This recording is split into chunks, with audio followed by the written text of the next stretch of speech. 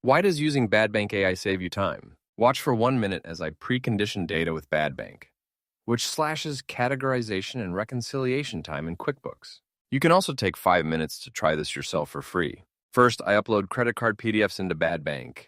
When I export results, I have lots of files, including CSV, QBO, and OFX files. When I go to QuickBooks, I upload the QBO file from the Badbank output folder. The preconditioned data is cleaner, and payees are consistent, and transactions are reconciled already.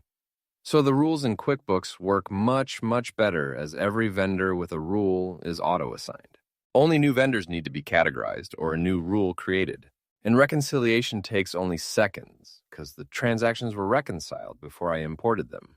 And if you do your accounting in spreadsheets, the Badbank CSV files with preconditioned and combined data enable you to create reports much faster. With trusted partners like Stripe and Clerk and a DigiCert validation as a secure site, you can have full confidence that your information is safe and secure. Do yourself a favor, take 5 minutes to try it for yourself for free.